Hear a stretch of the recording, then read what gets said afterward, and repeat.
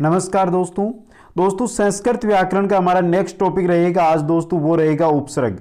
दोस्तों उपसर्ग के बारे में हम संपूर्ण चर्चा इस वीडियो के माध्यम से करेंगे और दोस्तों कोई सा भी क्वेश्चन है वो आपका आज से गलत नहीं होगा। हर एग्जाम में एक क्वेश्चन है जो संस्कृत के अंदर उपसर्ग से जरूर पूछा जाता है, इसलिए आप इस वीडियो को अंत तक देखें जिससे एक नंबर आपका क्या हो जाए, पक्का हो जाए। दोस्तों इसी प्रकार संपूर्ण संस्कृत व्याकरण है दोस्तों हम है जो पढ़ेंगे, इसलिए चैनल को अभी तक सब्सक्राइब नहीं किया तो चैनल को सब्सक्राइब करें, वीडियो को लाइक और शेयर जरूर करें। दोस्तों आपको सबसे पहले मैं बता देना चाहता हूं कि संस्कृत के अंदर जो उपसर्ग होते हैं वो कितने होते हैं, 22 होते हैं। 1 से लेके और 22 तक के जो उपसर्ग है उनका इसके अंदर हम अध्ययन करेंगे। सबसे पहले हम देखते हैं कि 1 नंबर पे उपसर्ग कौन सा आता है। 1 नंबर पे आता है प्रह उपसर्ग। ये इंपॉर्टेंट है, एक बार पूछा गया क्वेश्चन है दोस्तों कि 1 नंबर पर कौन सा उपसर्ग आता है, प्रह उपसर्ग आता है। बात करें 22 नंबर पे कौन सा आता है, तो 22 नंबर पे उप उपसर्ग है वो आता है। तो ये दोनों की दोनों चीजें आपको क्या रखनी है दोस्तों, याद रखनी है कि 1 नंबर पे प्रह और 22 नंबर पे उप उपसर्ग आते हैं। कुल संस्कृत के अंदर कितने उपसर्ग होते हैं दोस्तों, 22 उपसर्ग है वो होते हैं। दोस्तों अब हम एक एक उपसर्ग को देखेंगे, उसका हिंदी अर्थ क्या होता है वो भी हम देखेंगे और साथ में उदाहरण भी देखेंगे। दोस्तों चलते हैं दोस्तों पहले उपसर्ग की ओर। पहला उपसर्ग है दोस्तों प्रह उपसर्ग है, जो हमने पढ़ा था कि पहला उपसर्ग कौन सा होता है, प्रह। अब इसका हिंदी अर्थ क्या होता है, मायने ये नहीं रखता है कि आपको याद है या नहीं। हिंदी अर्थ क्या होता है, हिंदी अर्थ दोस्तों इसलिए आवश्यक है क्योंकि आगे हमें संस्कृत अनुवाद करना भी सीखना है, वहां पर यह बहुत काम में आने वाला है। तो प्रह का अगर अर्थ देखा जाए तो क्या होता है, अधिक हो सकता है, पूरी तरह हो सकता है, प्रकृष्ट हो सकता है, ये क्या होता है, इसका अर्थ होता है। अब इसका हम दोस्तों उदाहरण देखते हैं। परिणाम, प्रभूति, प्रदेश, प्रकार, प्रसार, प्रमुख। दोस्तों जो यहाँ पे मैं उदाहरण आपके सामने लेकर आया हूं, आज तक जो एग्जाम में क्वेश्चन आए हैं वो इन्हीं उदाहरणों में से आए हुए हैं, तो इंपॉर्टेंट है, इनमें से ही आपके एग्जाम में उदाहरण आने वाला है। तो आप अपनी नोटबुक निकालिए सभी साथी और एक एक को आसानी के साथ लिखते जाइए। धीरे धीरे हम पढ़ेंगे, इसलिए एक एक चीज को आप साथ में नोट करते जाइए। दोस्तों दूसरा हमारा जो उपसर्ग है वो है दोस्तों परा उपसर्ग। अब बात कर लेते हैं कि परा का अर्थ क्या होता है। परा का अर्थ होता है निषेध, विरोध या उल्टा या पीछे, ये क्या होते हैं, परा का अर्थ होता है। उदाहरण देखते हैं, पराकाष्ठा, परामर्श, पराजयते, पराभव, ये क्या होते हैं दोस्तों, परा के उदाहरण है। यहां पे देखिए दोस्तों परा लगा हुआ है सभी के अंदर, आपको दिखाई दे रहा है, पता तो होगा दोस्तों उपसर्ग लगते कहां है। उपसर्ग शब्द के पहले है जो लगकर जो शब्द का अर्थ होता है उसको परिवर्तित कर देते हैं। मैंने परिभाषा नहीं बताई क्योंकि आप सभी इतने होशियार हो, आप सभी को पता है कि उपसर्ग क्या होते हैं। चलते हैं तीसरे की ओर। तीसरा उपसर्ग है दोस्तों अप उपसर्ग। अब बात करते हैं कि अप उपसर्ग का अर्थ क्या होता है। हीनता, दूर, बुरा, न्यून, ये सभी किसके होते हैं, अप के होते हैं। जैसे हीनता का बोध कराना हो, न्यूनतम का बोध कराना हो, दूर का, बुरा का, कैसे, अपकरोति, अपहरती, अपहरणम, अपवाद, अपमानस, सभी के अंदर आपको अप दिखाई दे रहा है। दोस्तों क्या दिखाई दे रहा है, अप दिखाई दे रहा है। अब दोस्तों यहां पे एक बार बताओ कि अपहरणम है, यहां पर आप परा उपसर्ग लगाओ, सेट हो जाएगा क्या, पराहरणम, कोई अर्थ ही नहीं निकलेगा दोस्तों। इसलिए जहां पर अब जो उपसर्ग लगता है वहां पर उस शब्द का जो अर्थ है वो परिवर्तित कर देता है, लेकिन परिवर्तन होने के बाद जो शब्द है वो परिवर्तन होने के बाद में अर्थ भी वो देता है। दोस्तों नेक्स्ट की ओर चलते हैं। नेक्स्ट हमारा चौथा है दोस्तों, वो है सम उपसर्ग। अब बात कर लेते हैं कि सम का अर्थ क्या होता है। सम अच्छा हो, उत्तम हो, साथ हो, संपूर्ण हो, ये सभी सम के अर्थ होते हैं। संगति, संयोग, संघर्ष, संस्कार, सम्मेलनम, इन सभी के अंदर आपको दोस्तों यहां पे देखिए अनुस्वार के रूप में चला गया है। यहां पर भी अनुस्वार के रूप में, यहां पर भी अनुस्वार दिखाई दे रहा है, यहां पर भी अनुस्वार, और यहां पर आपको मैं दिखाई दे रहा है। तो ये सभी क्या है दोस्तों, सम उपसर्ग से बने हुए शब्द हैं। आगे चलते हैं दोस्तों। पांचवा जो हमारा उपसर्ग है वो है अनु उपसर्ग। बहुत इंपॉर्टेंट रहता है दोस्तों अनु उपसर्ग।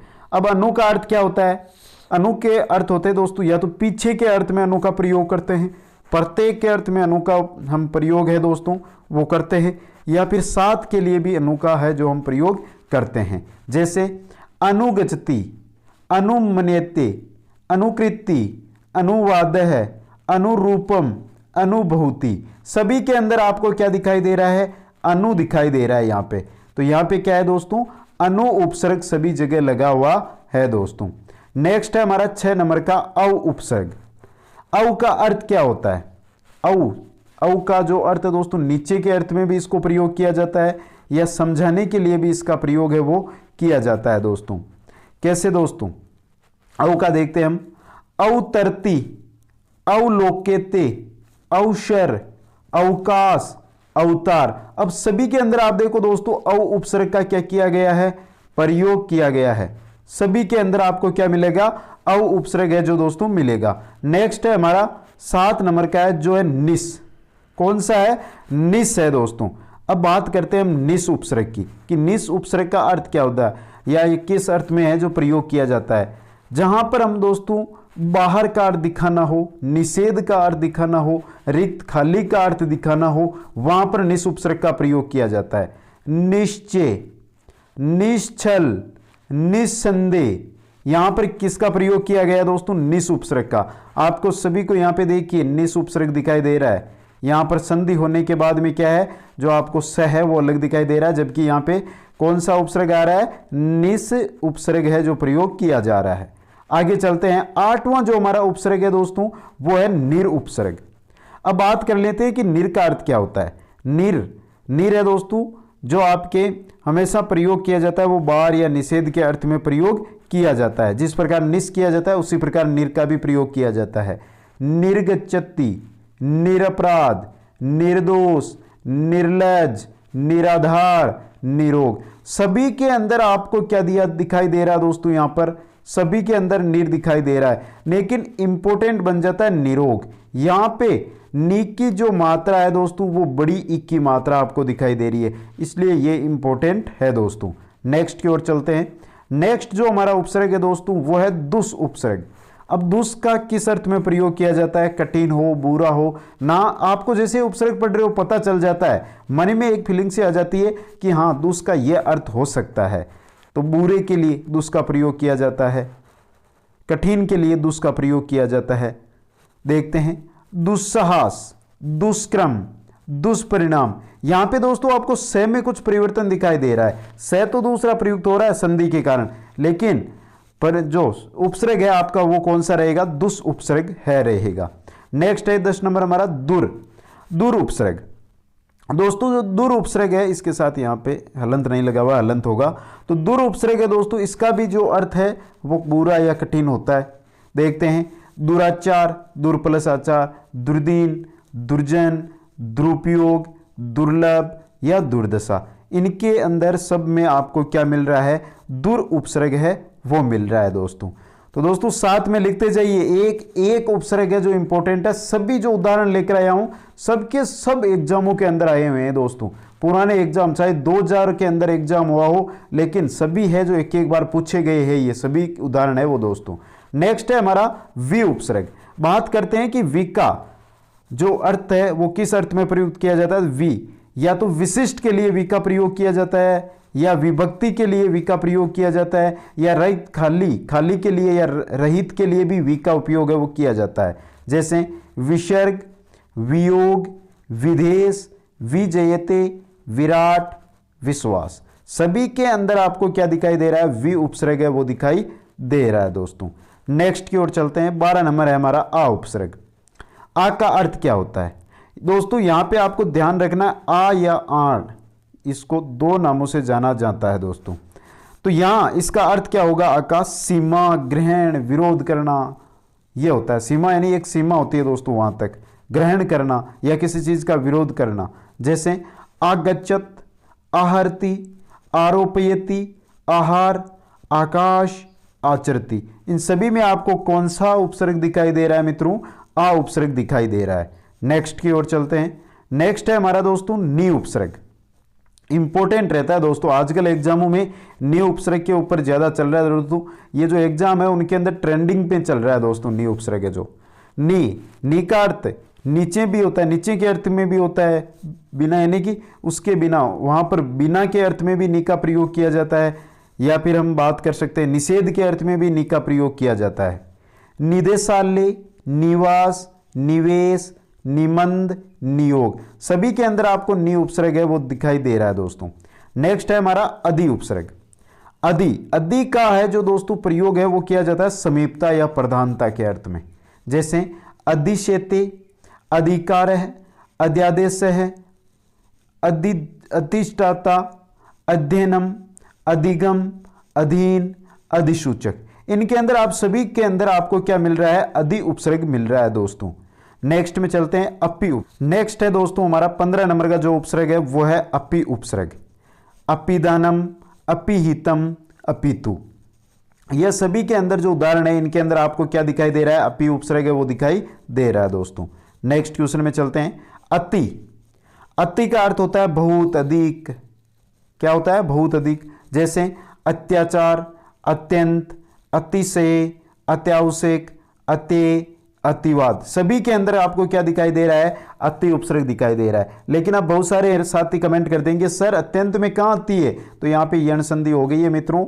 यण संधि होने की वजह से आपको आधा अति दिखाई दे रहा है, जबकि यहां पे अति ही उपसर्ग है। नेक्स्ट है हमारा सु उपसर्ग। सु का अर्थ किसके लिए होता है, अच्छे के लिए, सुंदर के लिए सु का उपसर्ग किया जाता है, जैसे स्वागतम, सुपरिचित है, सुलेख है, सुराग है। इनमें क्या किया गया, सभी में सु का, सु प्लस आगतम, ये स्वागतम है, बहुत इंपॉर्टेंट रहता है, बहुत बार पूछा जाता है दोस्तों ये स्वागतम।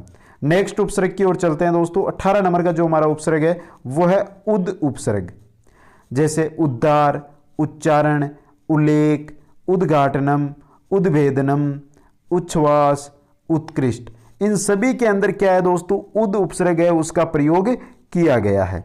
नेक्स्ट है हमारा अभी। अभी का मतलब यहां पे दोस्तों उद भी होता है या उत भी इसको बोला जाता है बहुत बार, उद या उत।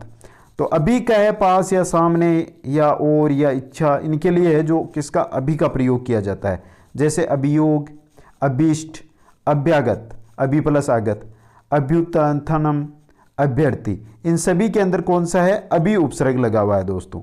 नेक्स्ट है प्रति उपसर्ग। प्रति उपसर्ग, प्रति यानी बराबरी, विपरीत, उल्टा, प्रत्येक, इन सभी अर्थों में इसका प्रयोग किया जाता है। प्रतिकृति, प्रतिकार, प्रतिपक्ष, प्रतिदिनम या प्रतिशत, इन सभी के अंदर क्या है, प्रति आपको उपसर्ग है सामने दिखाई दे रहा है, देखते ही आप पहचान जाओगे दोस्तों। नेक्स्ट 21 नंबर उपसर्ग की ओर चलते हैं। 21 नंबर का उपसर्ग है हमारा परि उपसर्ग। परि उपसर्ग, परि चारों ओर, समझ गए होंगे, परि चारों ओर।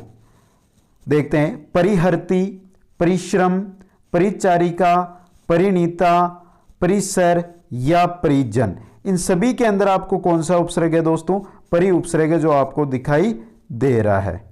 नेक्स्ट और अंतिम हमारा जो उपसर्ग है वो है उप उपसर्ग। उप उपसर्ग, उप का अर्थ तो दोस्तों जैसे हम उप का बात करें तो समान भी उप का होता है, निकट भी उप का अर्थ होता है, गौण भी होता है, छोटा भी होता है, पास भी होता है। देखते हैं उदाहरण इसके। अब उपगच्छति, उपकरोति, उपवास, उपाध्याय, उपकार, उपयोग, उपनिषद या फिर उपस्थिति, ये इंपॉर्टेंट रहता है उप भी दोस्तों।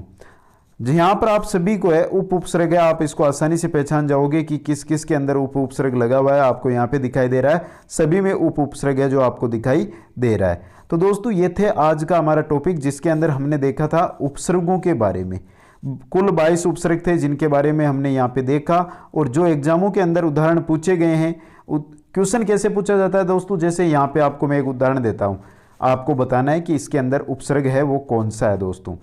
जैसे मैं दे देता हूं प्रतिवदति, इसके अंदर आपको बताना क्या है कि इसके अंदर कौन सा है जो यहां पर उपसर्ग लगा हुआ है। तो यहां पर आपको सामने दिखाई दे रहा है कौन सा लगा हुआ है दोस्तों, आप देखोगे, सोचोगे, समझोगे, फिर आप उत्तर करोगे। इससे पहले आप देखो कि इसके अंदर कौन सा है जो उपसर्ग लगा हुआ है। तो कौन सा उपसर्ग लगा हुआ है, प्रति उपसर्ग है जो इसमें लगा हुआ है। इसी प्रकार दोस्तों यहां पे मैं दे दूं आपको संविधानम, जैसे संविधानम, संविधानम में कौन सा उपसर्ग लगा हुआ है, संविधानम के अंदर कौन सा उपसर्ग है दोस्तों वो आपको बताऊं मैं। तो संविधानम के अंदर कौन सा है दोस्तों, सम उपसर्ग लगा हुआ है।